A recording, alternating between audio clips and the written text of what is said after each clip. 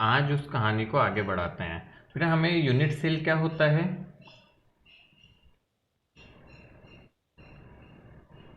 Anyone जो answer कर पाए?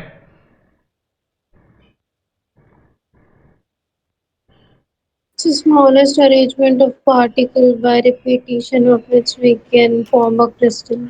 बहुत बढ़िया सर बेटा, जो मिनिमम इन्फॉर्मेशन दे सर पूरे क्रिस्टल की। गुड। और उसके रिपीटिशन से पूरा क्रिस्टल बन जाता है। और यस सर। क्रिस्टल लेटिस क्या होगा बेटा? वो मिनिमम अरेंजमेंट जो पूरी सर जो पूरी इंफॉर्मेशन रखता इन्फॉर्मेशन दे दे। हो। गुड, बहुत बढ़िया बेटा। तो ये छोटी छोटी चीज़ें हैं जो हमें याद होनी चाहिए, हमें पता होनी चाहिए, जिसके बेसिस पे हम काफ़ी कुछ चीज़ें बेटा फिर कर पाते हैं। ठीक है, तो ये तो एक बेसिक बेसिक बात हो गई हमारे याद रखने की, कि हमें क्या क्या चीज़ें याद में रखनी है।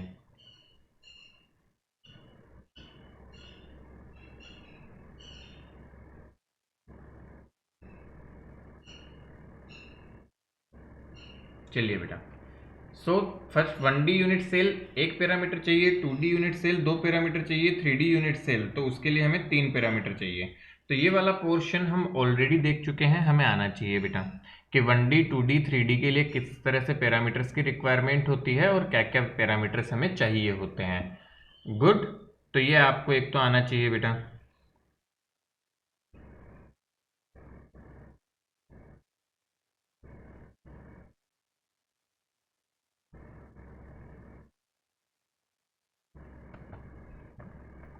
नेक्स्ट देखो बेटो, अब 3D यूनिट सेल्स हम मेजरली पढ़ते हैं, तो आओ पहले समझते हैं बेटा कि 3D यूनिट सेल्स है क्या।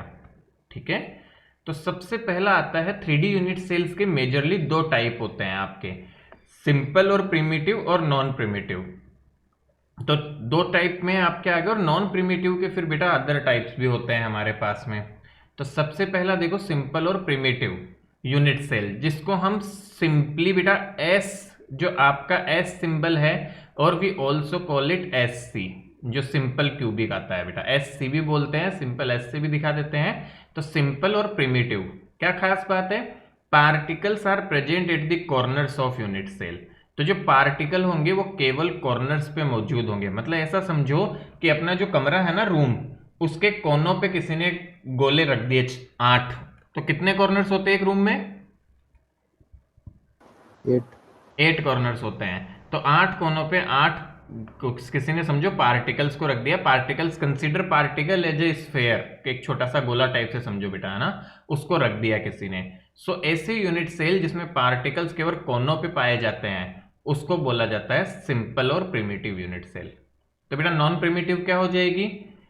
ऐसे यूनिट सेल जिसमें particles are present at corners as well as at some other positions, तो उसको भी क्या बोला जाता है बेटा? नॉन प्रिमिटिव बोला जाता है। अब इसके फिर से 3 टाइप होंगे। बॉडी सेंटर्ड, जिसमें पार्टिकल बॉडी सेंटर पे होंगे। अच्छा, कोई बताएगा क्यूब में बॉडी सेंटर का मतलब क्या होता है? What is the meaning of body centre in a cube? So middle में particle सर क्यूब के बीच में। बीच तो समझते हो बेटा, उसको डिफाइन कैसे करें? सी, आप सब रूम में बैठे हो, थोड़ा विजुअलाइज करना। क्या बेटा एक क्यूब जो होता है उसके 2 बॉडी डायगोनल, 4 बॉडी डायगोनल होते हैं एक क्यूब के। 4 बॉडी डायगोनल कौन से? मैं ध्यान से देखना बता रहा हूं। आपका जो रूम का इस तरफ वाला कोना है एक, उसके जस्ट अपोजिट कोना देखो, तो उसको मिलाने वाला। एक जो सर इस तरफ का इंटरसेक्शन कोना है डायगोनल्स का। उसको मिलाने वाला। बॉडी डायगोनल बेटा ध्यान से समझना। यस और सर। इसी तरह बेटा इस तरफ वाले 2 अलग अपोजिट वाले होंगे, ऐसे ऐसे नीचे से, ऊपर से नीचे वाला और उस तरफ वाला। तो इनका जो इंटरसेक्शन होता है उसको बोला जाता है body centre. So what is body centre? Body centre is actually the intersection of body diagonals. ठीक है बेटू, क्यों? अच्छा, तो बॉडी डायगोनल्स का इंटरसेक्शन पॉइंट हो गया बॉडी सेंटर, तो वहां पे पार्टिकल रखा रहेगा। आगे देखो, दूसरा टाइप है फेस सेंटर बेटा। तो particles present at corners, corners पे तो होंगे ही, बट साथ ही साथ सेंटर ऑफ द फेस। तो किसी फेस का सेंटर कैसे डिफाइन करें? Sir the intersecting diagonal of the face diagonal बेटा। तो आप Yes, देखो sir. जैसे ये क्यूब है, ये क्यूब का फेस हो गया एक, कमरे में आप फील करके देखो, तो इसके 2 डायगोनल बना सकता हूं मैं, तो ये जहां इंटरसेक्ट करेंगे वहां पे। तो फेस के सेंटर पे पार्टिकल्स रखा हुआ है तो फेस सेंटर हो जाएगा बेटा। तो ऐसे केस में क्या बोलेंगे, बॉडी सेंटर्ड जहां बॉडी डायगोनल पे पार्टिकल हो कॉर्नर के अलावा, फेस सेंटर्ड जहां पे कॉर्नर्स पे तो है ही और फेस सेंटर पे भी है, और तीसरा होता है बेटा end centred, particles are present at corner as well as the centre of two opposite end face. मतलब आपके दो फेस के सेंटर पे होगा, अपोजिट फेस के एंड फेस। अच्छा, अब एंड फेस और स्टार्टिंग फेस कैसे पता करें, तो बेटा वो आपको शेप के अकॉर्डिंग रहता है। यदि हम यहां से स्टार्टिंग मानते हैं तो ये स्टार्ट और ये एंड हो जाएगा। यदि कोई बोलता है इस यूनिट सेल का स्टार्टिंग इधर से है तो यहां और यहां हो जाएगा। क्लियर है बात ये? Yes sir. यस वापस सर। से रिपीट करता हूं बेटा, ध्यान से समझो, तीनों चारों डेफिनेशंस क्लियर होनी चाहिए। जब पार्टिकल्स केवल कोनों पे होंगे तब हम बोलेंगे कौन सी यूनिट सेल है, प्रिमिटिव। जब पार्टिकल्स कोनों के साथ साथ बॉडी सेंटर पे होंगे तो बॉडी सेंटर्ड, कोनों के साथ साथ फेस के सेंटर्स पे होंगे तो फेस सेंटर। ध्यान दो यहां पे बॉडी सेंटर पे नहीं है, और कॉर्नर के साथ साथ अपोजिट फेस के सेंटर पे होंगे तो उसको बोला जाएगा and centred. Is it clear? Yes sir. Getting it बेटा? दिमाग में आ रही है चीज समझ में? Yes sir. चलो तो डेफिनेशन लिखो सारी फटाफट से, चारों डेफिनेशंस लिखो। सर ये डायग्राम बनाने हैं क्या? डायग्राम बेटा अभी के लिए you can leave, but practice होनी चाहिए हमारी, है ना, घर पे बना के प्रैक्टिस करना है इनकी। सर स्क्रीनशॉट ले लेता हूँ मैं डायग्राम्स का। वैसे बेटा मैं मटेरियल अपलोड करता ही हूँ ना, I will upload, but you see this part बेटू, इनके डेफिनेशंस लिखो अच्छे से, जल्दी जल्दी लिख लो।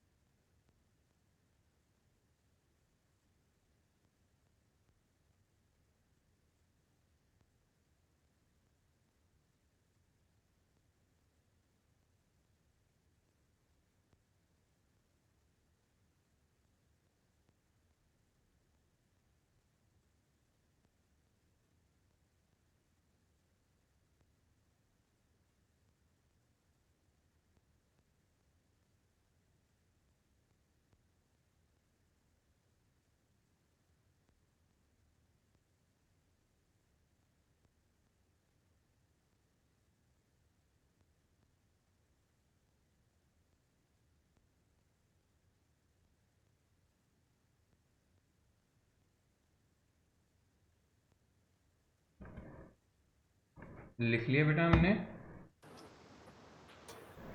सर और टाइप्स होती हैं क्या? हाँ बेटा देखो, टाइप्स और भी बन सकते हैं, ऐसा नहीं है, बनेंगे भी, बट ये मेजर टाइप्स है जो हमें पढ़ने हैं हमारे सिलेबस में, है ना। Okay sir.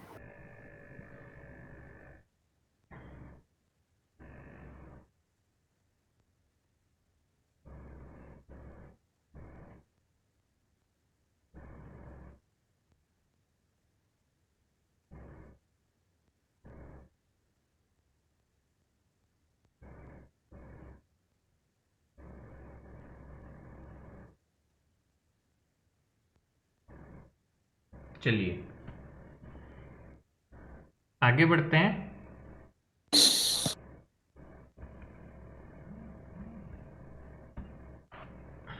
चलो बेटू, अब ध्यान से देखो क्या होगा कि आपके पास में सर एक बार पीछे वाली स्लाइड खोल दो एक बार।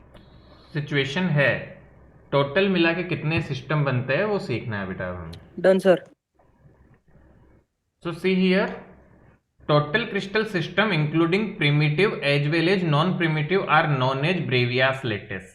तो बेटा ब्रेवियास लेटिस बोला जाता है, और इसके जो टोटल सिस्टम बनते हैं काउंट करें तो 3, दो 5, 5 और 4 9, एक 10, एक 11, 11 और 3 14। सो आपके 14 टोटल क्रिस्टल सिस्टम बनते हैं। ये सिस्टम को ध्यान से देखेंगे बेटा तो 7 तरह के तो इसमें क्रिस्टल सिस्टम है। Cubic, tetragonal, orthorhombic, hexagonal, rhombohedral, monoclinic और ट्राइक्लिनिक। ये शेप के नाम है बेटा, जैसे क्यूब होता है वैसे ही डिफरेंट शेप्स होती है आपकी। तो ये शेप्स के नाम है डिफरेंट, जो हमें ध्यान में रखना होता है। इन शेप में भी अब डिफरेंट तरह के यूनिट सेल्स पॉसिबल है, जैसे क्यूबिक में प्रिमिटिव, बॉडी सेंटर्ड और एफसीसी, ट्राइगोनल में या टेट्रागोनल में 2 तरह की, ऑर्थोरोम्बिक में 4, इनमें केवल प्रिमिटिव बनती है, इनमें 2 तरह की, दो तरह की और 1 तरह की।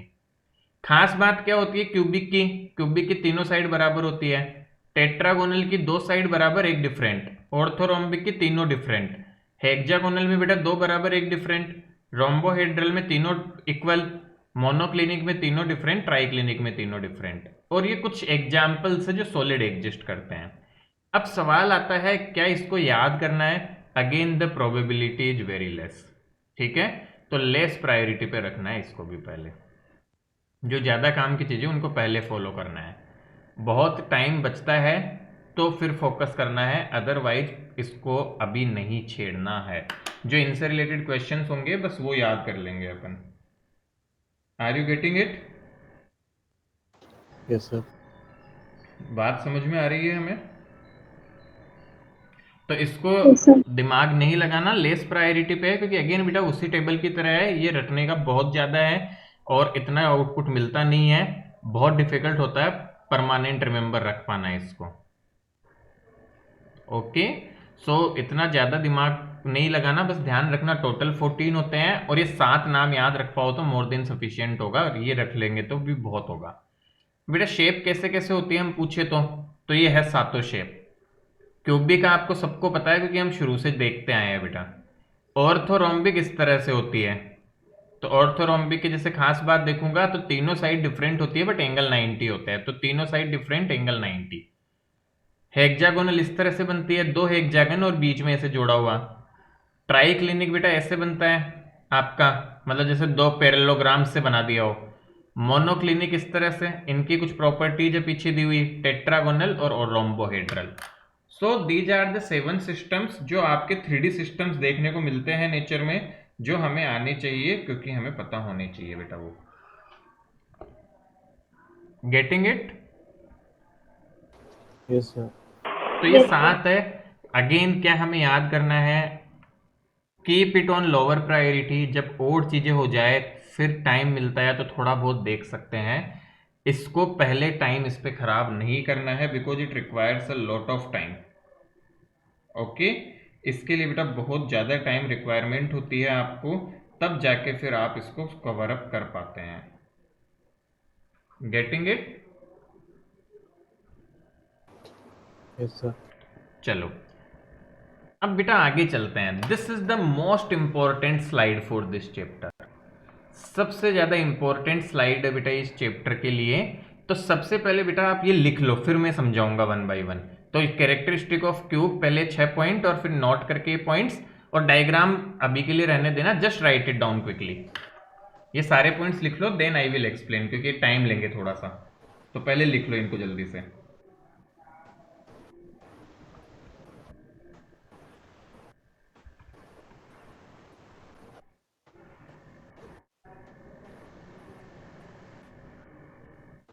हाँ बेटा, क्लास ज्वाइन नहीं किया आपने? ओके ओके ओके बेटा, ओके फाइन।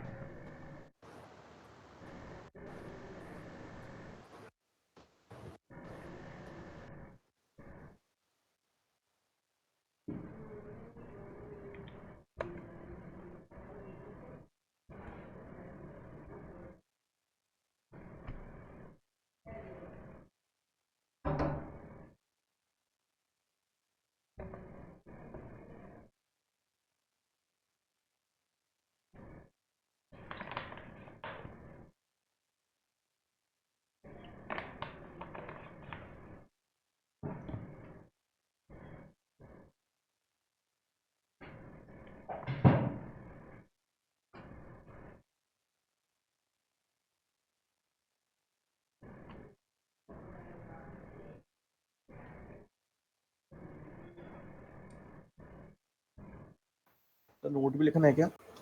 हाँ बेटा, सब कुछ लिखना है यहाँ से।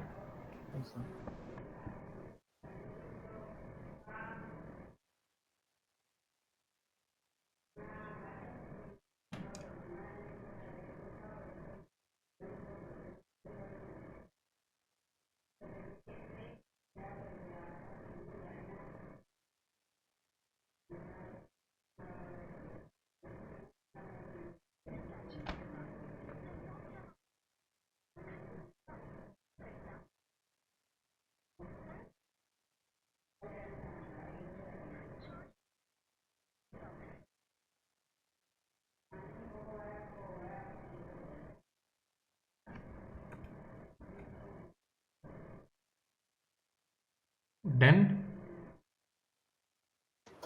No sir.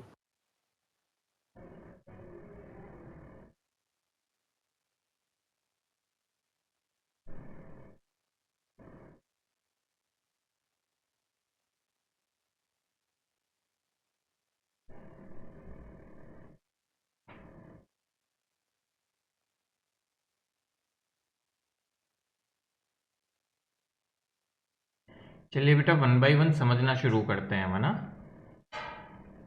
देखो बेटा,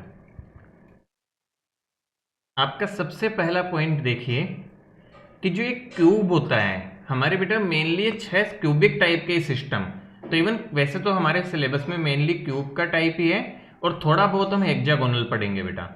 तो जो क्यूब टाइप है उन सब के लिए सिमिलर से पॉइंट होते हैं। देखो, तो आपको क्या सीखना है कि किसी भी क्यूब में टोटल कॉर्नर कितने होते हैं। तो एक कमरा कंसीडर करो, अपना रूम सोचो सब बच्चे।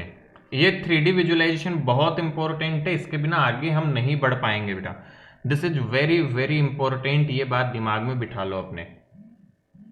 आ रही है बात समझ इतनी? Yes sir. सॉरी। तो total corners in cube will be equal to 8। ये सबको पता है बेटू, 8 कॉर्नर होंगे रूम में। करेक्ट है। एज देखो, एज का मतलब क्या होता है, जैसे रूम बनाता हूं, देखना बना के दिखाता हूं, तुम्हें पता चल जाएगा। तो हम जो क्यूब बनाते हैं, तो क्यूब जैसे कि मैं ऐसे बना रहा हूं बेटा, तो 1 2 3 4 5 6 7 और 8, 8 एज तो मैंने बना दी है। ये 9, ये 10, ये 11 और 12। क्या सबको 12 एज दिख गए क्यूब में? Yes sir. ठीक है बेटू। तो टोटल 12 एज हो गए आपके क्यूब के। अब फेस देखो, टोटल 6। 4 फेस तो बेटा देखो 2D डायग्राम में हम 4 फेस से क्लियरली दिखा पाते हैं। Face number 1, face number 2, face number 3, face number 4। अब 5वां फेस ऐसे आगे निकलता है, 6ठा फेस पीछे है। आप जिस कमरे में बैठे हो उस कमरे की देखो 6 दीवारें हैं। एक आप जिधर बैठे हो आपके आगे, एक आपके पीछे, एक आपके साइड राइट हैंड साइड, एक आपके लेफ्ट हैंड साइड, एक आपके ऊपर, एक आपके नीचे। सर उसको तो आंगन बोलते हैं, फ्लोर बोलते हैं, बट ठीक है, वो भी एक तरह से 6 दीवारों का ही पार्ट है। तो क्या ये बात समझ आती है सबको? Yes sir. टोटल फेस कितने हो गए बेटा क्यूब में? 6। तो 6 फेस है, तो 6 फेस सेंटर हो जाएंगे। कॉमन सेंस बेटा, कि 6 फेस है हमारे पास में, तो उनके सेंटर भी 6 हो गए। 6 दीवारें हैं तो टोटल फेस डायगोनल कितने होंगे? एक फेस पे बेटा 2 डायगोनल बनते हैं ऐसे। इस एक फेस पे से 2 डायगोनल बनते हैं, तो 6 फेस पे टोटल 12 डायगोनल बनेंगे। और total diagonal passing through body centre. तो बॉडी डायगोनल क्या होते हैं? अपोजिट फेस को मिलाने वाले रूम के।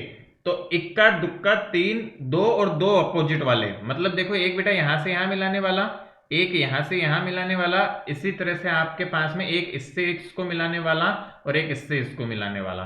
तो टोटल 4 आपके बॉडी डायगोनल होते हैं किसी भी रूम में। मतलब सबसे बड़ी रोड कितनी रख सकते हैं हम? सबसे बड़ी कोई बड़ी एक समझो ऑब्जेक्ट या लकड़ी रखनी है, कोई रोड सर ये रखनी है, वाला तो पॉइंट वो समझ कितनी में रख नहीं आया। सकती है? कौन सा वाला बेटा? 6th वाला यस सर। बेटा? सर 5th वाला। 5th तो बेटा कितने फेस है हमारे? 6 फेस है क्यूब के। Yes sir. और एक फेस पे कितने डायगोनल हुए? 2। तो 6 पे कितने हो गए? 12।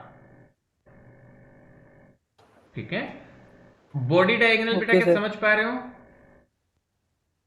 नहीं आया सर। रूम में ये वाला बेटा, ये अपोजिट फेस। रूम में खुद सोचो कि एक उस तरफ के कोना, एक उस तरफ का कोना, एक उल्टा उल्टा, और इसी तरह से दो अपोजिट वाले, तो उनको मिलाने से टोटल 4 बड़ी कोने बन सकते हैं आपके रूम के। सबसे 4 सबसे बड़ी ऑब्जेक्ट को रखने वाले कोने बनेंगे, जो हमें आना चाहिए निकालना। क्लियर है? Yes, sir. कुछ और बातें बेटा? यदि क्यूब की लेंथ है, वो आप इसके बाद में लिख लेना, मैं बता देता हूं। क्यूब लेंथ यदि आपकी होती है, मान लो बेटा ए, क्यूब की लेंथ, साइड लेंथ ए है, तो फेस डायगोनल की लेंथ होती है, कौन बताएगा? सर ये Root 2 है। √2a। सर √2 है। बहुत बढ़िया। और बॉडी डायगोनल?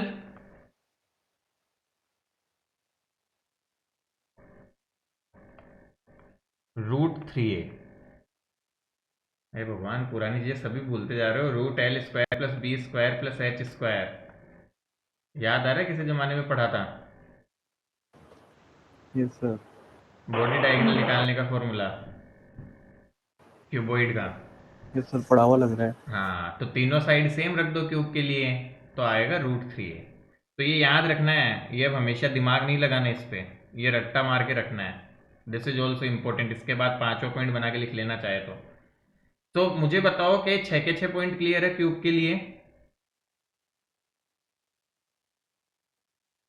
कोई भी किसी भी पार्ट में डाउट हो तो पूछो, क्योंकि यही से कहानी आगे बढ़ना शुरू होगी।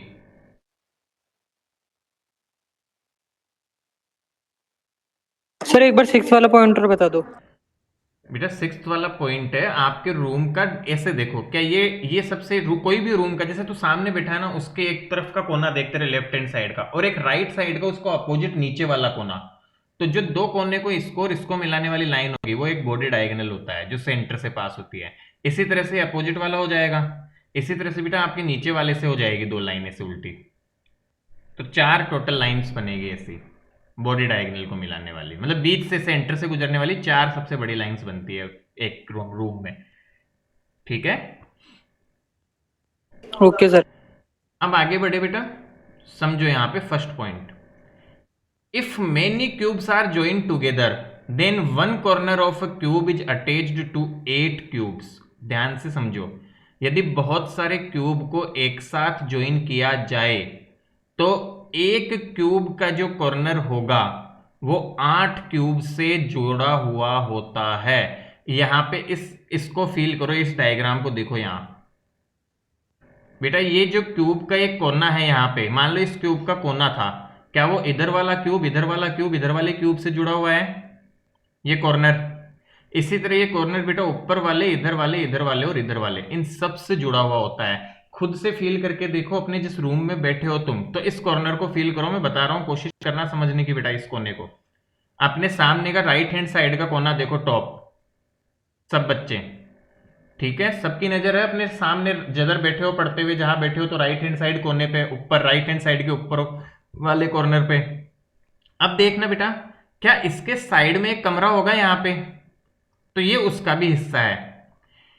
यदि इसके लेफ्ट में यहां पे कोई कमरा होता तो ये उसका भी हिस्सा होता, और इसके जस्ट साइड में कोई कमरा होता तो उसका भी हिस्सा होता।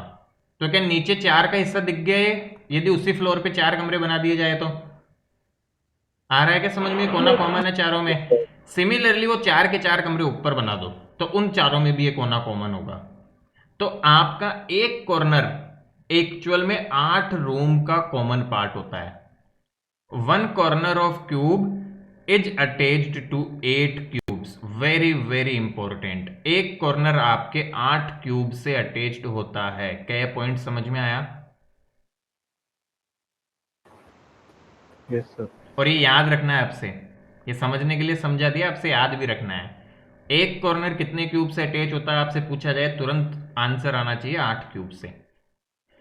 दूसरा देखो बेटा, one corner of a cube is attached to 6 edge, कि 6 एज से अटैच होता है। कैसे, आइए समझे बेटा। इस वाले कोने को देखो यहां पे, तो ये इस एज से अटैच है, देखो इस वाले एज से 2, ये वाला एज जो यहां दिख रहा है 3, ये वाला एज 4, तो 4 तो सीधे सीधे एज दिख गए, एक ही ऊपर वाला एक ही नीचे वाला। अपने रूम को देखो, अपने रूम का ये कोना देखो, ये वाला, ये वाला कोना मैं दोबारा बना रहा हूं, देखो इस कोने को देखो, क्या तुम्हें दिख रहा है इस कमरे में 3 लोग 3 एज से अटैच है? बेटा इस डायग्राम को देखो, क्या 1 2 3 लोग 3 एज से अटैच हो गए ये कोना? Yes sir. इसके इधर यदि कमरा है तो बेटा इस एज से अटैच हो गया, इसके पीछे यदि कमरा है तो इस एज से अटैच हो गया, और इसके ऊपर यदि कमरा है तो इस एज से अटैच हो गया। ऐसे तो ऐसे करके 6 उनसे अटैच होता है कोई भी एक कॉर्नर। आप ध्यान से देखोगे तो यहां भी फील आ जाएगा 1 2 3 4 5 6। किसी भी रूम का एक कोना जो होता है वो उसके साइड में रूम कंसीडर करते हुए, बेटा ऐसा मत सोचना सर हमारे तो उसके साइड में रूम ही नहीं है, यूनिट सेल्स बहुत सारी होती है एक साथ जुड़ी हुई। तो एक कोना 6 लोगों में पार्टिसिपेट होता है बेटा, एक कोना जो होता है वो 6 क्यूब के एज से अटैच होता है। आगे देखो, 1 edge of cube is attach to 4 cubes, मतलब किसी भी क्यूब का एक साइड पकड़ो, इस साइड को देखो, इस साइड को, ये 4 क्यूब का कॉमन पार्ट होती है। क्या कौन एक्सप्लेन कर सकता है ये वाला पार्ट? देखें कि क्यूब की एक साइड 4 रूम्स का कॉमन पार्ट होती है, कैसे? सोच के आंसर करो। देखें कौन कौन से कमरे, मतलब कमरे से सोचो कि ये वाली जो साइड है वो कौन कौन से कमरे का पार्ट है।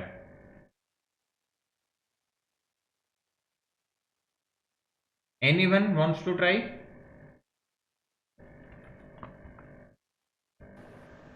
सर 2 हुई ना सर ये तो।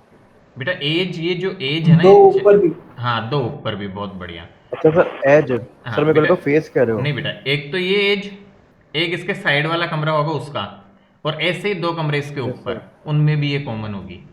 तो एज जो है वो कितने क्यूब में कॉमन होती है? 4 क्यूब में कॉमन होती है।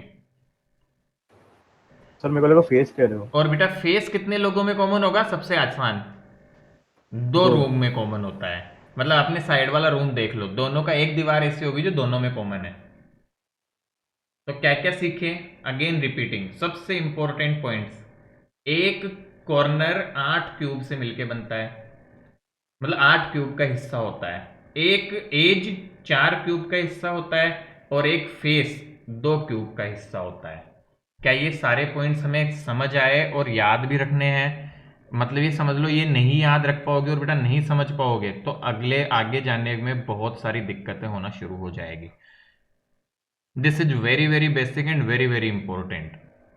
तो हमें क्या कंफर्टेबल है हम कि क्यूब का कॉर्नर 8 कोनों से जुड़ा होता है, 8 क्यूब से, क्यूब का एज 4 क्यूब से जुड़ा होता है, और क्यूब का फेस 2 क्यूब से जुड़ा होता है।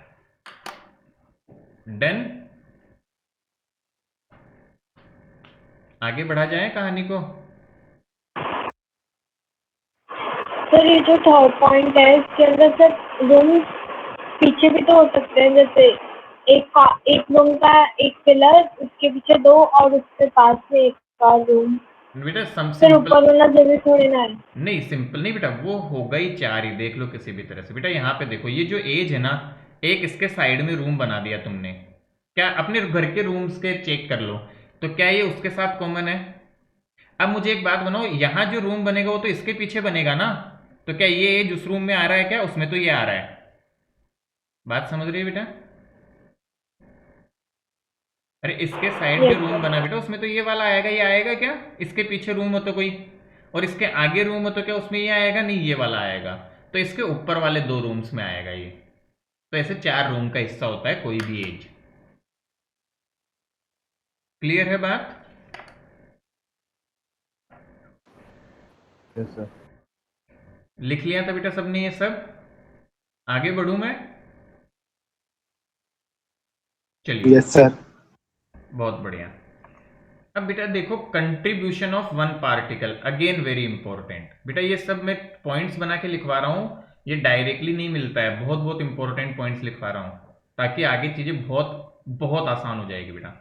सो कंट्रीब्यूशन ऑफ वन पार्टिकल, मतलब एक पार्टिकल का कितना कंट्रीब्यूशन होता है एक यूनिट सेल में। सो बेटा contribution of corner particle in 1 unit cell होगा 1/8। मेरे ख्याल से अब सब समझ गए होंगे 1/8 क्यों आया। बताओ यस सर। क्यों? क्योंकि एक कॉर्नर 8 क्यूब का हिस्सा होता था, तो एक में कितना हिस्सा हुआ? 1/8। तो 1/8। Contribution of one body centred particle in unit cell. तो बेटा बॉडी सेंटर वाला तो पूरा पूरा रूम के अंदर ही होता है, तो उसका कंट्रीब्यूशन 1, वो किसी के साथ शेयर नहीं होता। तीसरा देखो बेटा, कंट्रीब्यूशन ऑफ फेस सेंटर्ड। बताओ एक फेस कितने लोगों में कॉमन होता है? सर 2। 2, तो उसका कंट्रीब्यूशन 1 में हो गया 1/2। इसी तरह कंट्रीब्यूशन ऑफ एज सेंटर्ड, जो एज पे रखा हुआ कोई पार्टिकल होगा तो एज 4 लोगों में कॉमन होता है, इसलिए कंट्रीब्यूशन ऑफ एज सेंटर्ड हो जाएगा 1/4। क्या ये चारों पॉइंट कॉमनली समझ आ गए? यदि पुराना पिछली स्लाइड समझ आई तो यस सर। इजी है बहुत। Yes sir. तो चारों पॉइंट्स को लिख लो बेटा जल्दी से, फिर आगे बढ़ते हैं बाकी कहानी में। Quickly write it down.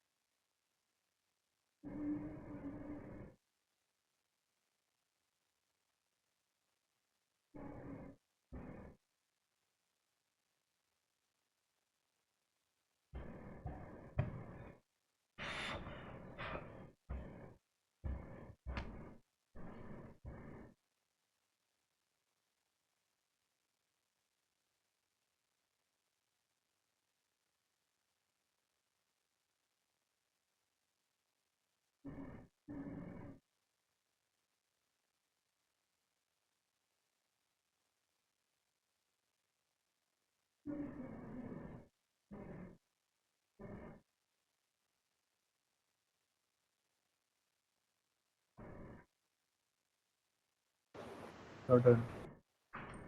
Done बेटू, चलो आगे देखो।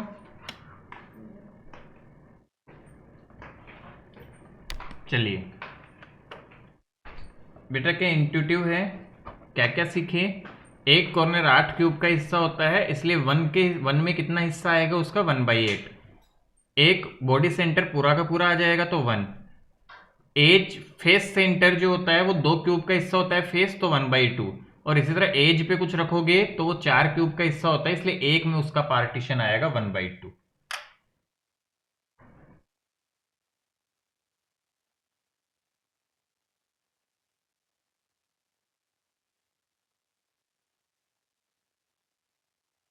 चलिए बेटा आगे बढ़ूं।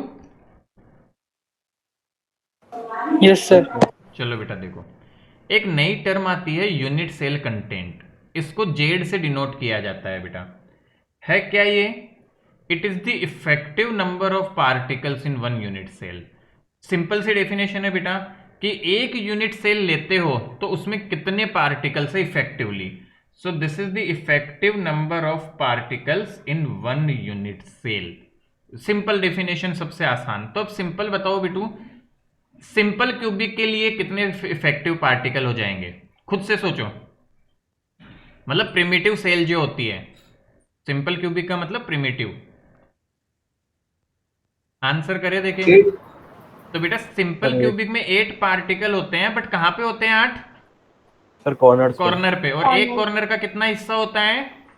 1/8। 1/8। तो इफेक्टिव कितने पार्टिकल हो गए? 1। तो जेड फॉर सिंपल क्यूबिक कितना आ गया? 1। अच्छा, अपन इसको देखे बिना खुद से निकालने की कोशिश करते हैं। देखो पहले तो यहां पे सिंपल क्यूबिक का आ गया बेटा 1। अच्छा, अब दूसरा चलते हैं अपन। तो दूसरा टाइप कौन सा देखा था? Body centred, BCC. बताओ इसमें इसमें कितने होंगे इफेक्टिव पार्टिकल? देखिए आंसर करो, कैलकुलेट करो, देखिए समझ में आया तो। सर 3। नहीं, थोड़ा सा दिमाग लगाओ बेटा। उसके बाद फेस सेंटर्ड और उसके बाद एंड सेंटर्ड।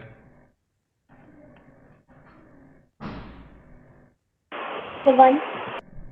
बेटा कॉर्नर वाले सर हो ऐसी जाएंगे। थी तो 3 आएगा? कॉर्नर वाले ही हो जाएंगे बेटा, 1 तो खुद से निकालो, रट्टा हुआ मत बोलो बेटा, सोचो सर क्या। 9/8।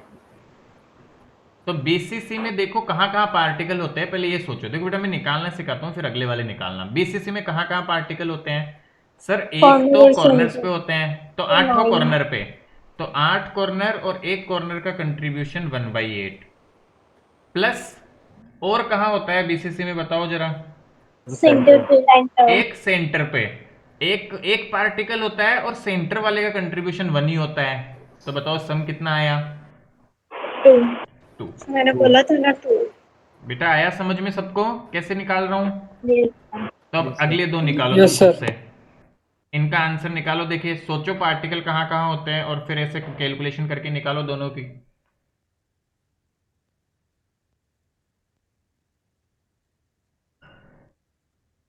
खुद से निकाल लोगे तो रटने की जरूरत ही नहीं पड़ेगी कभी।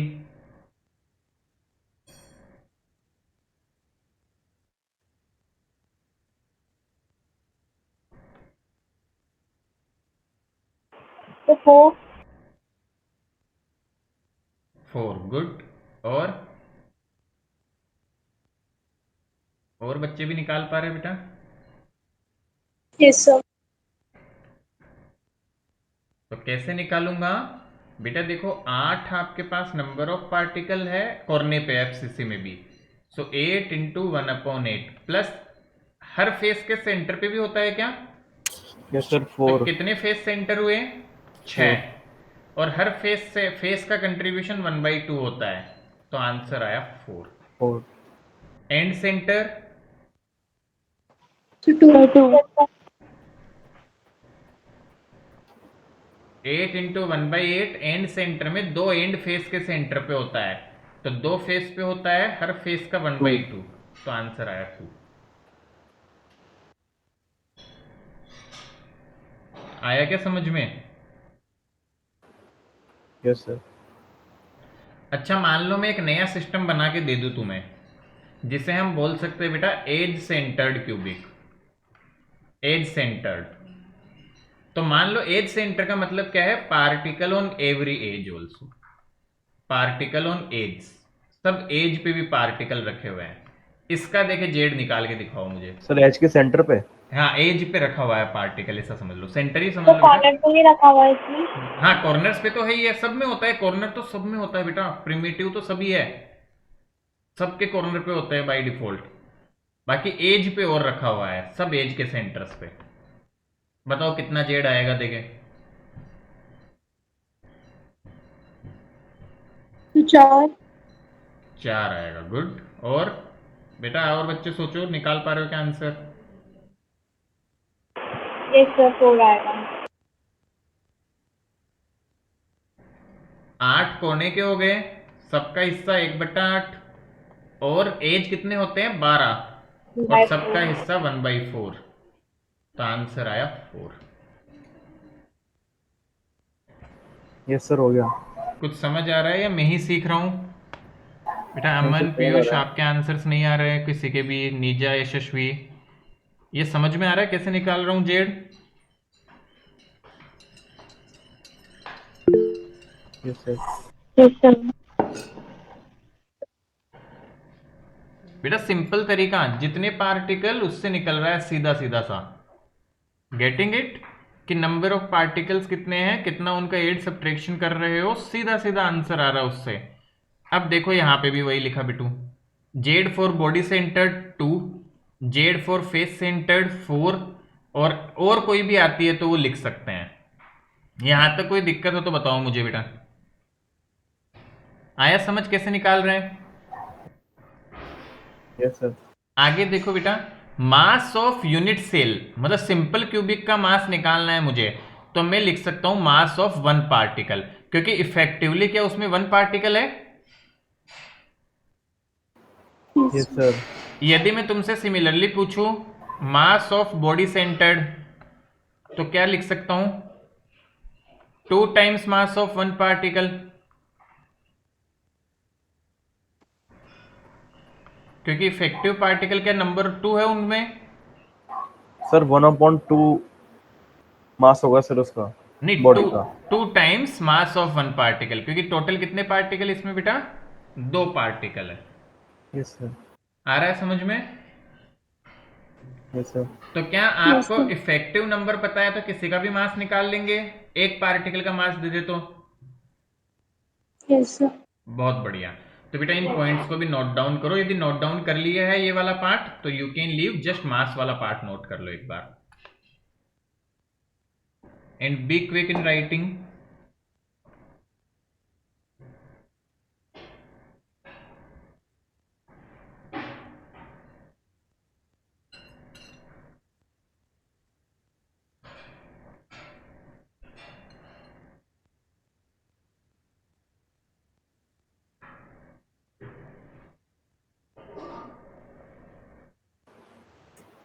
सर एक और टॉपिक दे रखा है सर सॉल्यूशन के चैप्टर में सर हमारी बुक में।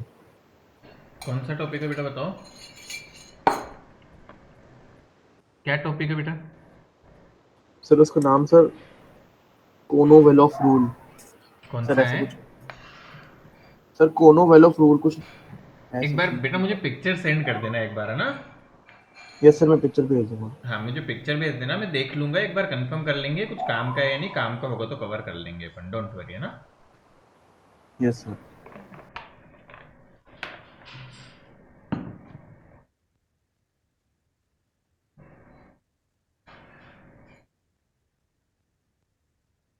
लिख लिया सब बच्चों ने?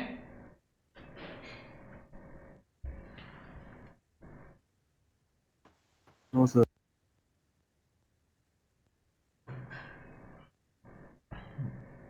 सार्थक समझ रहा है कैसे निकाल रहे जेड और कंट्रीब्यूशन? हाँ सर। बहुत बढ़िया।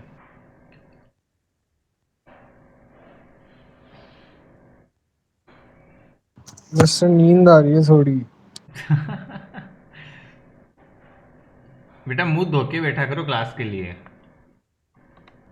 इतना इंटरेस्टिंग टॉपिक है यार, सॉलिड स्टेट में तो अच्छा लगता है, थोड़ा विजुअलाइज करो बस रूम पे एकदम सर बढ़िया। वही नहीं हो रहा। सर एक दिन की तो छुट्टी दे दो सर। Yes sir.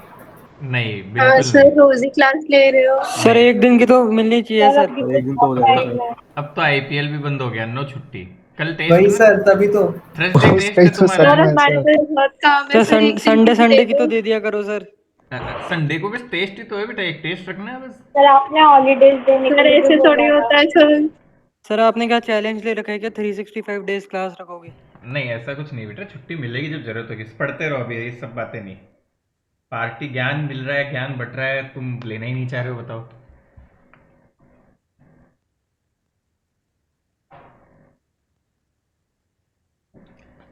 बेटा काम वाम कंप्लीट कर नहीं रहे हो, होमवर्क सबका सबमिशन आया नहीं, कुछ बच्चों का आ गया, no doubt they are very good बेटा, उनको शाबाशी के पात्र है, और फिर तुम्हें सर मैं छुट्टी शाम चाहिए तक सर पूरा बताओ। केमिस्ट्री भेज दूंगा। हाँ, और फिर बेटा छुट्टी की डिमांड चल रही है, बताओ। थोड़ा काम वगैरह करो, ढंग से पढ़ाई करो, मेहनत करो, टेस्ट नहीं देना दिखता है तुम लोगों को।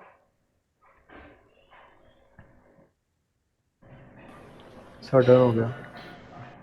पीयूष बेटा आजकल बोलता नहीं है कुछ, तबीयत वगैरह सही है?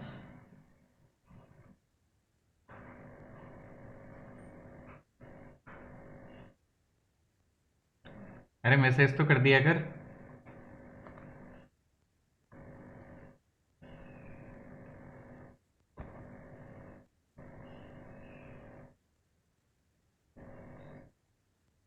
अच्छा, घर पे कैसे, क्या सही हुआ थोड़ा सा मम्मी पापा की तबीयत वगैरह में? सिचुएशंस थोड़ी और चल रही है बेटा, सब बच्चे टेक केयर रखो, तो इट्स फाइन बेटा, इतना कोई लोड थोड़ी हो रहा है, मुझे नहीं लगता। एक तो कितनी कम कम क्लास ही तो हो रही है, 3 क्लास एक सब्जेक्ट की एक वीक में नहीं झेल पा रहे हो तुम, बताओ।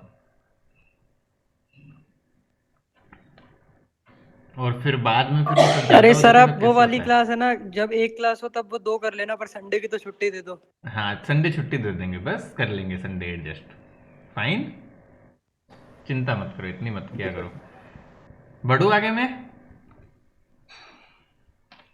चलो बेटा। Yes sir. अब देखो बेटा थोड़ा सा मैथमेटिकल पोर्शन आ रहा है, डेंसिटी ऑफ क्रिस्टल हमें निकालनी हो यदि, बेटा कॉमन सी बात समझो, डेंसिटी का फॉर्मूला क्या होता है, mass upon volume,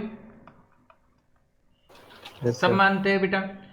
so density of unit cell हो जाएगी dense mass of unit cell upon volume of unit cell. बिल्कुल कॉमन सेंस चीज है, बिल्कुल ही। अच्छा, मास ऑफ यूनिट सेल कैसे निकाल सकते हैं, mass of unit cell is equal to unit cell में कितने इफेक्टिव पार्टिकल है Z multiply by mass of one particle. तो जो पिछली बार बताया बेटा कि जैसे क्यूबिक का मास निकालना है तो 1 into mass of one particle, face centre का निकालना है तो 4 into mass of one particle. अच्छा ध्यान दो बेटा, अब मास ऑफ वन पार्टिकल कैसे निकाले, तो बेटा आपको मोलर मास दिया होता है कैपिटल एम, तो कैपिटल एम मोलर मास को आप नंबर ऑफ पार्टिकल्स, एक मोल में होते हैं N Avogadro number of particle, तो उससे डिवाइड कर दो तो आ जाता है मास ऑफ वन पार्टिकल। तो बस इन सब की वैल्यूज को पुट कर दो, तो वॉल्यूम ऑफ क्यूबिक क्रिस्टल कितना आ जाएगा, a cube, where a is the side length of cube. Common sense बेटा, क्यूब का वॉल्यूम होता है ए क्यूब। सो डेंसिटी का फॉर्मूला क्या आ गया, Z into M upon a cube into N ए।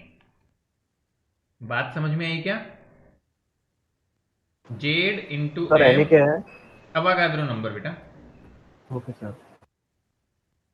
मैं लिख देता हूं यहां, जेड हो गया यूनिट सेल कंटेंट, ये सब डेरिवेशन करके बताया बेटा, बाकी फॉर्मूला ध्यान रखना है हमें मेन। तो unit cell content capital M हो गया बेटू मोलर मास,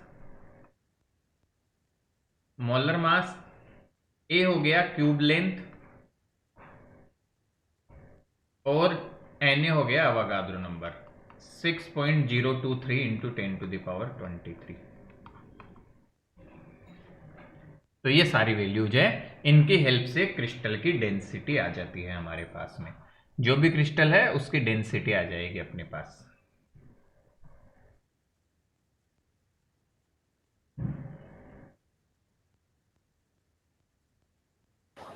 सर ये लिख लें? हाँ बेटा ये लिख लो जल्दी से, डेंसिटी वाला पार्ट, ये डिवीजन का साइन है ना, ये मल्टीप्लीकेशन का।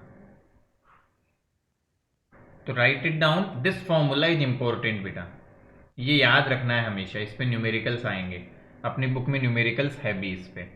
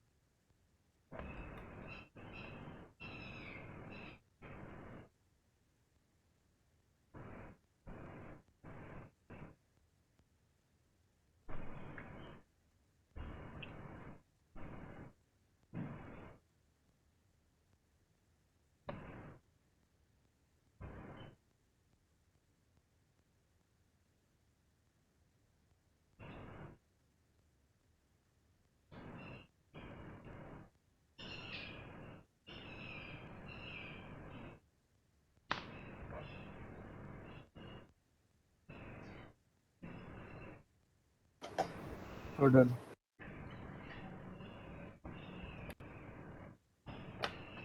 डन सब बच्चों के लिए? बेटा डेंसिटी वाला पार्ट लिख लिया हमने? Sir wait a minute. ठीक है।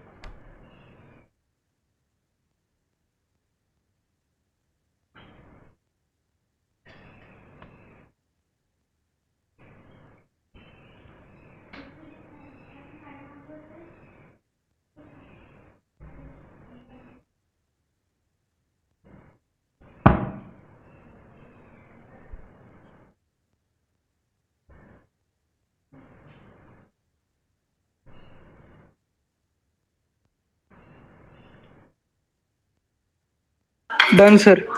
नेक्स्ट पार्ट देखो बिटू, packing fraction and vacant fraction. बेटा नाम से ही पता चलता है कि क्रिस्टल का जो यूनिट सेल है उसको कितना पार्टिकल्स ने भरा हुआ है, उसको बोलेंगे पैकिंग फ्रिक्शन, कितना परसेंट या फ्रिक्शन, और कितना परसेंट या फ्रिक्शन खाली है उसको बोलेंगे वेकेंट फ्रिक्शन। सीधा नाम है, जैसा नाम वैसा काम। बेटा डेफिनेशन वाइज कैसे देते हैं? अब डेफिनेशन तो टेक्निकल टर्म्स में देंगे।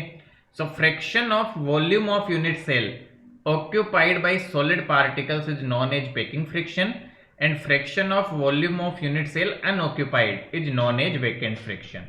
तो कितना ऑक्यूपाई है उसको बोलेंगे पैकिंग फ्रिक्शन और कितना खाली है उसको बोलते हैं वेकेंट फ्रिक्शन। और आपको पता है बेटा vacant fraction can be written as 1 minus packing fraction. और परसेंट में बात करूं तो उसको बोल सकते हैं पैकिंग फ्रिक्शन इन परसेंट, बस 100 से गुना कर दो फ्रिक्शन को। ठीक है बेटू। So what is packing fraction? कितना वॉल्यूम पार्टिकल्स ने ऑक्यूपाई करके रखा हुआ है, दैट इज पैकिंग फ्रिक्शन। जैसे फॉर एग्जांपल में एक छोटी सी बात बताऊं बेटा, मान लीजिए हमारा जैसे कोई क्लासरूम है, उस क्लासरूम में मान लो 30 स्टूडेंट्स बैठे हुए हैं बेटा, तो उस क्लासरूम के वॉल्यूम का कितना इन 30 स्टूडेंट्स ने ऑक्यूपाई किया हुआ है, that will become the packing fraction. और कितना जो बच गया वो बन जाएगा वेकेंट फ्रिक्शन। बात समझ आ गई? तो जल्दी से लिखो इसे भी क्विकली, दोनों डेफिनेशंस।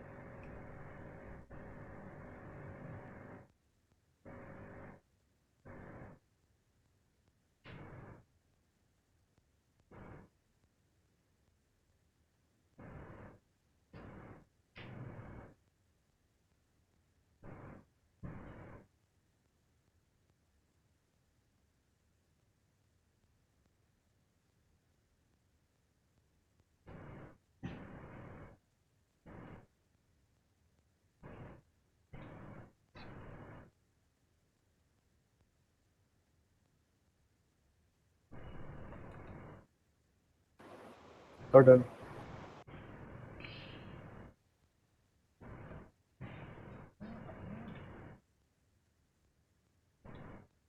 अंडरस्टूड बिटू? सिंपल सी बात है, कितना भरा हुआ है वो पैकिंग फ्रिक्शन हो गया, कितना खाली है वो वेकेंट फ्रिक्शन हो गया। फ्रिक्शन का मतलब टोटल को उससे डिवाइड कर दो, इफ दैट्स इट। अब मुझे खुद से बताओ एक बार कि निकालू कैसे। मान लो आपको इतना वॉल्यूम था, टोटल वॉल्यूम था V, जिसमें से भरा हुआ वॉल्यूम है मान लो V1, तो पैकिंग फ्रिक्शन कितना आ जाएगा? Sir V1/V। क्या V1/V उसका Yes, volume sir. Upon total volume, यही तो होता था फ्रिक्शन। Yes sir. बस यही करना है। तो किसी भी सॉलिड का पैकिंग फ्रिक्शन निकालना है तो ये काम करना है हमें। तो आओ समझते हैं इसको। अच्छा, अब उससे पहले एक छोटा सा पॉइंट है बेटा, फिर हम उस पर आगे बढ़ेंगे। एक छोटा सा पॉइंट आता है साथ में, कोऑर्डिनेशन नंबर। कोऑर्डिनेशन नंबर को शॉर्ट में हम बोलते हैं नियरेस्ट नेबर, कि सबसे पास पास कौन लोग है। So it is the number of particles which are in contact with one particle. तो कोऑर्डिनेशन नंबर क्या होता है बेटा? वन पार्टिकल कितने हैं जो किसी एक पार्टिकल के साथ कॉन्टेक्ट बना के रखे हुए हैं। तो फॉर एग्जाम्पल यहाँ पे सिंपल क्यूबिक देखो बेटा, देखो दिखाने के लिए हम इन पार्टिकल्स को छोटा छोटा दिखाते हैं, बट एक्चुअल में this is the simple cubic. देखोगे तो ढंग से इस तरह से सिंपल क्यूबिक बनता है कि 1 2 3 और 4 स्फीयर नीचे है पार्टिकल्स के से बड़े, और 4 स्फीयर्स ऊपर है। तो एक बात बताओ मुझे, किसी भी एक पार्टिकल के कितने पार्टिकल कांटेक्ट में है? तो देखोगे ढंग से तो इस पार्टिकल के बेटा साफ देखना, ये वाला हो गया, ये वाला हो गया, ये वाला हो गया, और क्या अगेन इसके इधर में एक पार्टिकल होगा, इसके इधर होगा और इसके ऊपर होगा। तो हर एक पार्टिकल 6 पार्टिकल के कांटेक्ट में है इसमें, तो इसका कोऑर्डिनेशन नंबर हो जाता है 6। और एक्सप्लेन करूंगा, पहले मतलब कि समझो बेटू कि कितने पार्टिकल आपके सबसे क्लोज में है। एक छोटा सा एग्जांपल पूछूं तुमसे, ध्यान से देखना।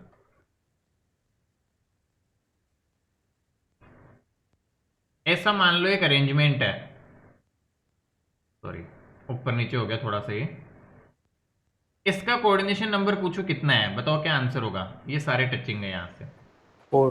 4। क्या समझ पा रहे हो? Yes sir. बस यही होता है कोऑर्डिनेशन नंबर, कि किसी एक पार्टिकल से कितने डायरेक्टली अटैच है। अब क्लियर है बात? Yes sir. सब बच्चे समझ गए कोऑर्डिनेशन नंबर का मतलब क्या है? कि किसी एक स्फीयर या इस एक पार्टिकल को मैं लूँ तो उसका कोऑर्डिनेशन नंबर क्या हो जाएगा कि वो कितने पार्टिकल से जुड़ा हुआ है, डायरेक्टली टच कांटेक्ट में है, that will be the coordination number. Simple बोले तो बेटा।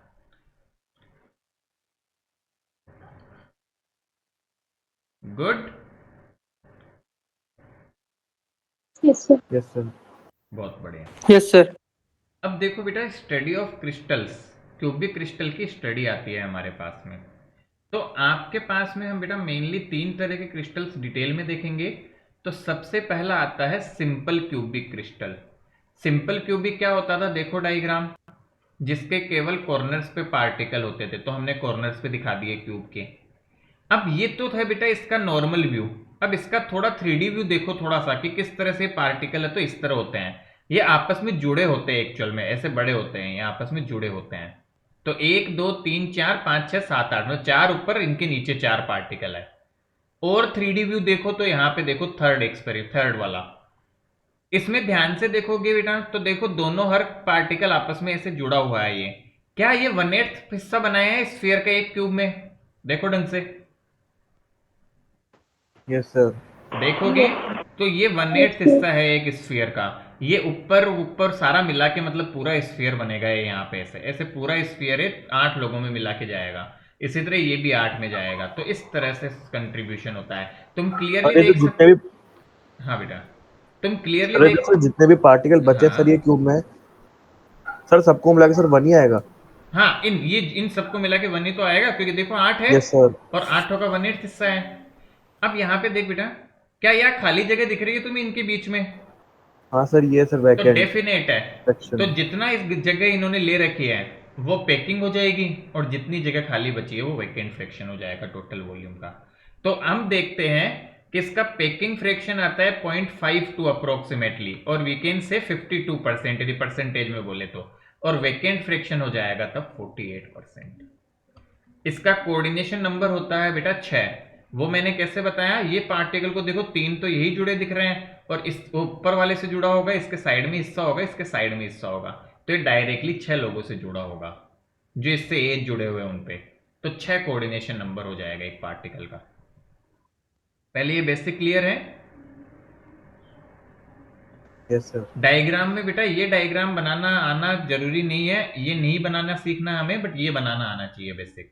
सो व्हाट इज सिंपल क्यूबिक? ऐसी यूनिट सेल जिसका यूनिट सेल कंटेंट 1 होता है, जिसका कोऑर्डिनेशन नंबर 6 होता है, जिसका पैकिंग फ्रैक्शन 52 और जिसका वैकेंट फ्रैक्शन 48 होता है। ये टिप्स पे होने चाहिए हमारे।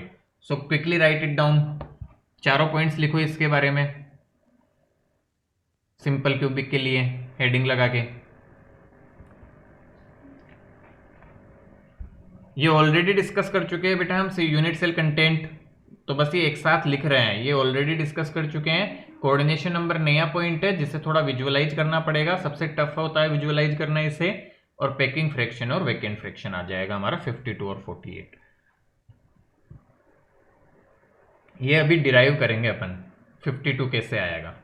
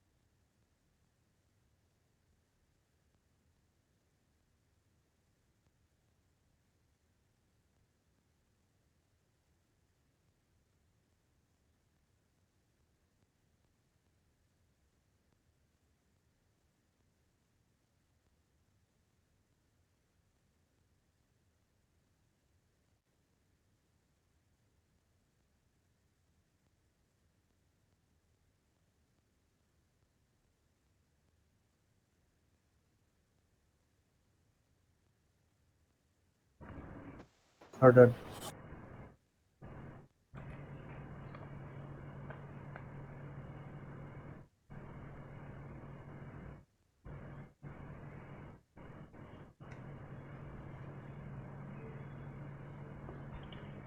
चलो बेटा अब इसका डेरिवेशन देखते हैं। मान लो कि हर एक जो पार्टिकल है, रेडियस ऑफ पार्टिकल में मान लेता हूं r के बराबर, और क्यूब लेंथ बेटा मान लेता हूं मैं a के बराबर। तो एक बात बताओ, क्यूब लेंथ और रेडियस में क्या रिश्ता हो जाएगा? So 2r equals to a.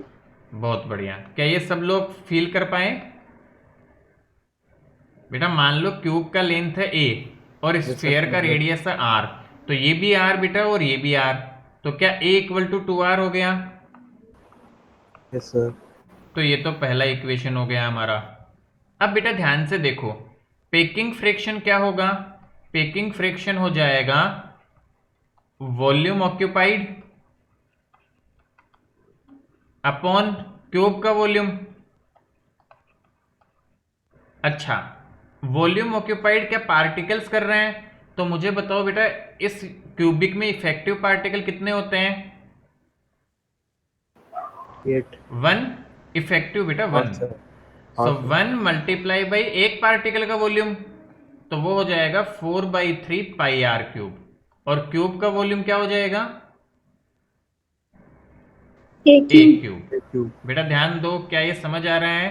मैंने ये क्या किया, वॉल्यूम ऑक्यूपाइड कितने पार्टिकल और एक पार्टिकल का वॉल्यूम, तो स्फीयर का वॉल्यूम 4/3 पाई आर क्यूब होता है।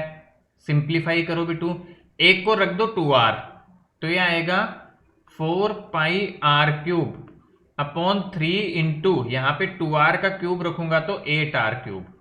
तो ध्यान से देखोगे तो इससे कट गया, 4 से 2 कट गया, आंसर आया π/6। तो π/6 को जब सॉल्व करोगे बेटा तो ये अप्रोक्सीमेटली आएगा 0.52 0.53।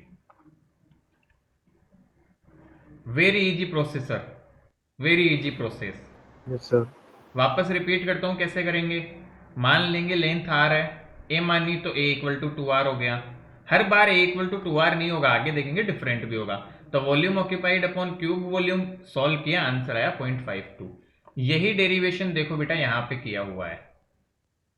तो आप देखेंगे तो ये 8 ऐसे स्फीयर्स बनते हैं टोटल। तो एक क्यूब लेंथ यदि में a इक्वल टू 2r हो जाएगा relation, where a is the edge length of cube, r is radius of each particle. तो total volume a cube 2r cube होगा और यूनिट सेल कंटेंट 1 है। सो बेटा इसको इस तरह मत लिखना, मैं बताऊं जो जो चीज हमें कॉपी करनी है, ठीक है, काम काम की चीजें। तो क्या क्या लिखोगे? सबसे पहला तो ये रिलेशन लिख लेना बेटा। फिर ए आपको पता ही है, इतना बड़ा बड़ा मत लिखो, मैं लिख के बता देता हूं, मैं लिख ही देता हूं पूरा, आप मेरे साथ में लिख लो। समझ में आ गया डेरिवेशन कैसे किया? Yes sir. तो मेरे साथ साथ लिखो। तो सबसे पहले आप बोल दोगे बेटा, यहां पे लिख दोगे, सबसे पहले को पॉइंट लिखो क्यूब साइड लेंथ। ये जो मैं लिख रहा हूं वो लिखो सभी बच्चे ए, और लिखो radius of sphere, radius of particle ऐसे लिख लो, that is equal to R. और यहां पे आप लिखोगे a equal to 2r। So this is the first equation. फिर आप लिख लेंगे बेटा volume of cube, volume of cube that is a cube, so that is 8r cube. और साथ में लिख लोगे volume of one particle, volume of one particle that is 4/3 pi R cube. बस उसके बाद बेटा यहां से आप यहां पे लिखो packing fraction equal two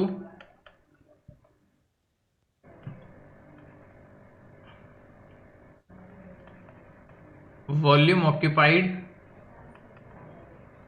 upon volume of cube, volume of cube. So this will be equal to 1 multiply by volume of one particle upon a cube, सबकी वैल्यू रख दो। So 1 multiply by 4/3 pi R cube upon 8r cube. तो इसको simplify करके बेटा आया 5/6। that is approximately 0.52 and we can write it approximately 52%. तो ये वाला लिखो जो मैंने लिखा है, ये प्रूफ नोट डाउन करो बेटा सब। समझ गए क्या लिखना है? जबरदस्ती इतनी इंग्लिश मत लिखो, काम काम के पॉइंट्स लिखो। लिख लिया सर। और ये प्रूफ तुम्हें भी आना चाहिए, दिस इज इंपॉर्टेंट।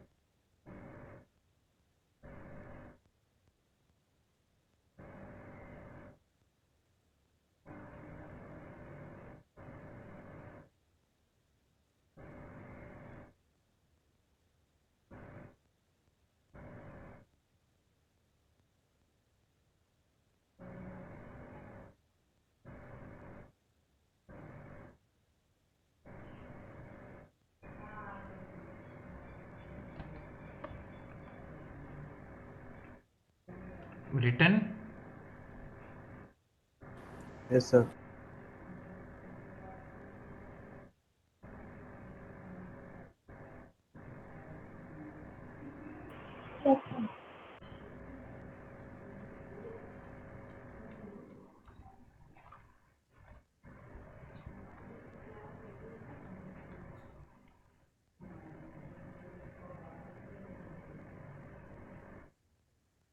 चलो देखो,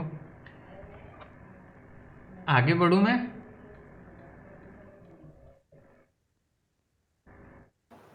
यस सर। चलो दूसरा देखो, हमारे पास में बॉडी सेंटर्ड। तो बॉडी सेंटर में बेटा आप क्या करते हो, बीच में भी एक पार्टिकल रख देते हो। तो जब बीच में एक पार्टिकल रखते हैं ना, तो वो इन सारे पार्टिकल को टच करता है, इसको भी, इसको भी, इसको भी, इसको भी, और इसको भी, और इसको भी, इसको भी। तो इनके बीच में थोड़ी जगह बन जाती है, यहां ध्यान दो, ये दोनों टच नहीं रहते। फिर कोऑर्डिनेशन नंबर 8 आता है, कैसे अभी बात करेंगे, पैकिंग फ्रैक्शन 0.68 और वैकेंट फ्रैक्शन 0.32। ये कोई काम का नहीं है, लीव इट। हम डायरेक्ट याद रखते हैं डायगोनल की लेंथ √3 होती है, ठीक है। इस लेवल पे हम डायरेक्ट ये सब बकवास नहीं करेंगे, है ना। ठीक है बेटा, ध्यान से देखो, टोटल कितने पार्टिकल हो गए, 2। कोऑर्डिनेशन नंबर 8 कैसे आया, क्या कोई बता सकता है? सेंटर वाला पार्टिकल सर साइड से सर सबसे टच हो रहा है। बिल्कुल, सेंटर वाला पार्टिकल सारे पार्टिकल से टच होके रखा हुआ है। तो सेंटर वाला पार्टिकल 4 इनसे और 4 इनसे टच है, देखो बेटा। तो 8 लोगों से टच है, इसलिए इसका कोऑर्डिनेशन नंबर आ गया 8। अब बेटा ध्यान से देखो, यहां पे ये जो एज पे जो पार्टिकल है ना, वो अब आपस में एक दूसरे को टच नहीं कर रहे हैं। तो हमेशा हम कोई ऐसा साइड ढूंढते हैं क्यूब का, कोई ऐसा पार्ट ढूंढते हैं क्यूब का जिसपे सारे पार्टिकल्स आपस में टच करते हैं, ताकि हम लेंथ और रेडियस का रिश्ता निकाल सके। तो अब बेटा इसका पैकिंग फ्रैक्शन डेरिवेशन करना है, तो मैं अगेन यहीं पे करके बता रहा हूं, आपको पूरा ढंग से करना है बेटा वो। तो सबसे पहले क्या लिखेंगे हम, पार्टिकल रेडियस कितनी हो गई, मान लो पार्टिकल की रेडियस है r, क्यूब लेंथ मान लिया बेटा कितना है a। क्या मैं आपके बार लिख सकता हूं a = 2r? नो सर, नहीं लिख सकता सर बीच में स्पेस बची है बीच सर। में स्पेस है बेटा। तो हमने क्या सर किया, उसको x मान लो सर, नहीं 2r बेटा, प्लस। अरे जरूरत ही नहीं सर, पड़ेगी x हो बेटा, जाएगा। तो सही। हमने सोचा कि ऐसा कोई एक ऐसा पार्ट मिल रहा है क्या जहां सारे आपस में टच है। हाँ, पता चला, देखो ये बॉडी डायगोनल। तो इस कोने का पार्टिकल और ये सेंटर का पार्टिकल और ये इस कोने का पार्टिकल, ये तीनों आपस में टच है बॉडी डायगोनल पे। आ रहा है समझ में? Yes sir. तो बेटा यहां से r, ये देखो 2r हो गई और ये r हो गई। तो ये तीनों पार्टिकल आपस में टच कर रहे हैं, बीच में बिल्कुल भी जगह नहीं है, जो बॉडी डायगोनल पे है। जो पार्टिकल्स आपके सेंटर और बॉडी वाले को मिला के है, तो वो सारे पार्टिकल्स आपस में क्या कर रहे हैं, एक दूसरे को टच कर रहे हैं, एक दूसरे को बेटा टचिंग है वो। तो यहाँ पे हम देखें तो R, 2R और R, तो आपके बॉडी डायगोनल की लेंथ और कितनी होती है, तो हमारा थर्ड पॉइंट हो जाएगा कि जो बॉडी डायगोनल है उस पे सारे पार्टिकल टच कर रहे हैं, तो हम लिखते हैं बेटा particles are in contact along body diagonal.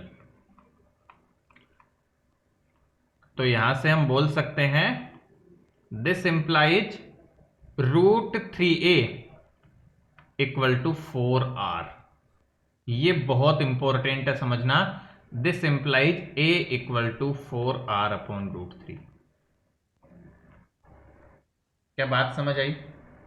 ये बेटू याद रखना पड़ेगा कौन सी साइड के अलोंग ले रहे हैं, ये रिमेंबर रखना पड़ेगा हमें कि कौन से क्यूब के लिए कौन से सिस्टम के लिए क्या रिलेशन आया। या तो रिलेशन याद कर लो या फिर ये याद रखो कि 4r को √3a के बराबर किया था। बस बेटू काम खत्म। बताओ कैसे निकालो packing fraction. Packing fraction equal to volume occupied upon volume of cube upon volume of cube. तो आ जाओ सॉल्व करते हैं। वॉल्यूम ऑक्यूपाइड यहाँ पे कितने पार्टिकल्स है, 2। तो 2 into 4/3 pi r cube volume of one particle upon volume of cube हो जाएगा बेटा ए क्यूब। तो वैल्यूज रख दो, 2 into 4/3 pi r cube divide by A cube. A cube जब करूंगा तो ध्यान से देखो बेटा, 4r का क्यूब और न्यूमेरेटर में चला जाएगा √3 का क्यूब, क्योंकि ये √3 ऊपर चला जाएगा डिवाइड करेंगे तो। सो सॉल्व करके देखो क्या आ रहा है। सॉल्व करके आ गया 8 पाई r क्यूब मल्टीप्लाई बाई √3 का क्यूब करूंगा तो 3√3 अपॉन इसका क्यूब करूंगा तो 4 का क्यूब होता है बेटा 64 r क्यूब। r क्यूब से r क्यूब गया और ये 3 और आएगा बेटा यहाँ पाई 4/3 का, तो 3 से 3 गया। देख लेना बस कोई गलती ना करूं। यहाँ पे क्वेश्चन में बच गया अपने पास में बेटा 8 √3 पाई बाई 64, ठीक है। और इवन 8 से भी काट सकते इसको 8 बार, तो आंसर आया √3 पाई बाई 8। क्या इसको सिंप्लीफाई कर लेंगे तो लगभग आता है 0.68। क्या बात समझ आई क्या? वापस समझे। रेडियस आर ये डेरिवेशन में पूछी जाती है क्या? हाँ बेटा ये आता है, इसीलिए करवा रहा हूँ, ठीक है। ये पैकिंग फ्रैक्शन के डेरिवेशन आते हैं कि कितना होगा। Cube length a, particle contact body diagonal के अलोंग, तो we can write √3 equal to 4r। यहाँ से ये मिल गया। फिर सेम प्रोसीजर बेटा, देखो प्रोसीजर एक की समझ आ गई ना, तुम सारे पार्ट कर लोगे। एक का प्रोसीजर समझ आ गया तो एक पैकिंग फ्रैक्शन निकालना हमने यहाँ पे सीखा था, वही पैकिंग फ्रैक्शन का तरीका है। बस क्या आपकी एक चीज बदलेगी, वो बदलेगी रिलेशन। मेरी बात समझ रहे हो? Yes sir. कोई भी तरीका हो बेटा, आपका एक चीज बदलेगा, वो होगा ये रिलेशन। बस ये रिलेशन आप निकाल लो, सेम तरीके से होगा आपका क्वेश्चन, डेरिवेशन सारा सेम होगा। तो क्विकली ये डेरिवेशन लिखो। ये पहले तो ये चारों पॉइंट लिख लो बॉडी सेंटर लगा के, और फिर ये डेरिवेशन कर लो पैकिंग फ्रैक्शन का।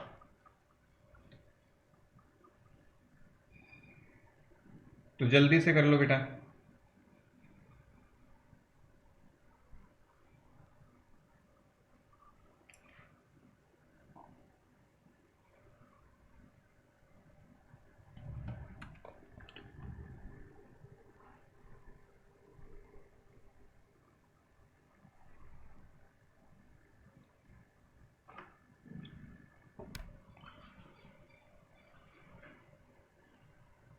बेटा डेरिवेशन इंपॉर्टेंट है, ये 3 मार्क्स में पूछा जाता है बोर्ड में। क्वेश्चन आता है इस तरह से, derive packing fraction for the body centred cubic और find the packing fraction value for the body centred cubic. तो इस तरह से क्वेश्चन पूछ लेता है, वहां पे फिर हमें ये पूरा पार्ट बताना होता है इस तरह से। और बेटा ये हम पूरा क्यूब का डायग्राम भी नहीं बना पाए, तो प्रिफरेबली हम ये डायग्राम जरूर बनाएं। देख रहे हो जो शेडेड है ये अलग से हाईलाइट किया हुआ, कि बॉडी डायगोनल के लॉन्ग ये बनेंगे 4r हो जाएगा, तो ये कोशिश करके हम जरूर बना पाए। ठीक है, ये वाला जो ये पार्ट है बेटो मेन, कि ये थोड़ा सा बता दें हम कि बॉडी डायगोनल के लॉन्ग 4 होंगे, तो इसकी प्रैक्टिस करना थोड़ी सी। Yes sir. ये छोड़ देना, ये जो थ्योरी लिखी हुई है ना, ये सब उसी का बताया हुआ, वो तुम समझ गए, बस उसको एक्सप्लेन करना है, दैट्स इट।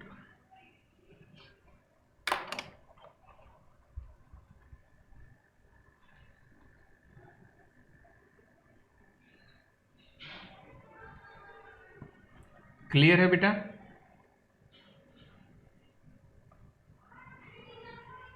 Yes sir. दोनों डेरिवेशन बेटा एक बार घर पे खुद से ट्राई करना, ठीक है, एक बार करके देख लेना, तो आपके चांस होते हैं, बहुत अच्छे चांस होते हैं डेरिवेशन आने के। मतलब चैप्टर का टेस्ट होगा तो आएगा ही आएगा, ये मान लो। तो यदि जैसे स्कूल का टेस्ट है तो उसमें मान के चलो डेरिवेशन आ ही जाएगा, तो चैप्टर टेस्ट में होता नहीं इतना कुछ पूछने को, तो ये आ ही जाता है। बाकी बोर्ड में थोड़ा लेस प्रायोरिटी होती है, बट पूछ तो सकते हैं, ये कोई बड़ी बात नहीं है बेटा, क्योंकि सबको पता है बच्चे कर लेते हैं, इट्स इजी टास्क। क्लियर है? बड़े Yes, आगे।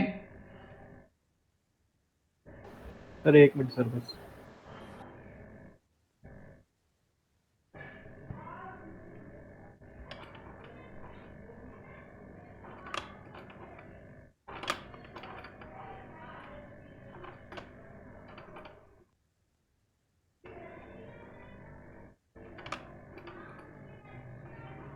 Sir done. बेटा एक छोटा सा काम दे रहा हूं तुम्हें, ये फेस सेंटर्ड हेडिंग लगाओ, इसके लिए चारों पॉइंट लिखो कि यूनिट सेल कंटेंट होता है 4, कोऑर्डिनेशन नंबर होता है 12, पैकिंग फ्रैक्शन होता है 0.74 और वैकेंट फ्रैक्शन होता है 0.26। This is your homework to try and find these things. खुद से कोशिश करके निकालना। देखे, बात को समझी मेरी, क्या है काम।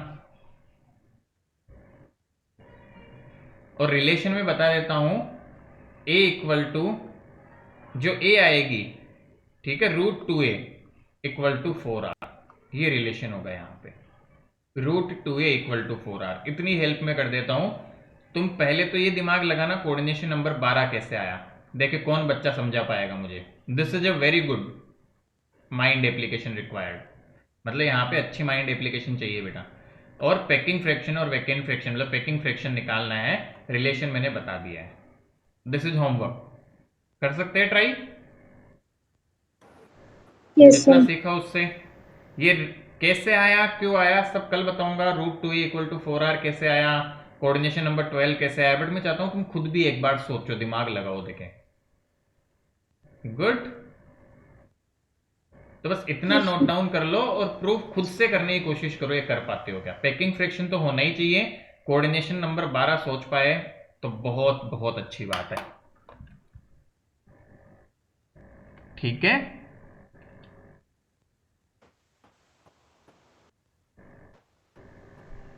डन बेटा, सबको क्लियरिटी है जितना किया, खास कर जो मैथमेटिकल पार्ट था, बाकी तो मुझे पता है याद कर लोगे बेटा। क्या हुआ? सर सोच लिया। हाँ, तो सोचना है और कल बताना चलो है इस साइड बट से सर बढ़ा ले। अरे अरे, सर सबको आप सोच सर लेना है, ठीक है। ठीक है सर, थैंक यू हाँ, सर। अगली बार बताना है। चलो, थैंक यू बेटा। Thank you, sir. Thank you sir. Sir class upload कर दीजिएगा हाँ हाँ बेटा, मैं कर दूंगा अपलोड। सर, और कल वाली थी कल वाली कर दी बेटा मैंने शायद, मोस्ट प्रोबेबली, आई फिजिक्स एम की नॉट सर। श्योर। हाँ करता हूँ, वो फिजिक्स। करता हूँ, ठीक है ठीक है, ओके सर। डन।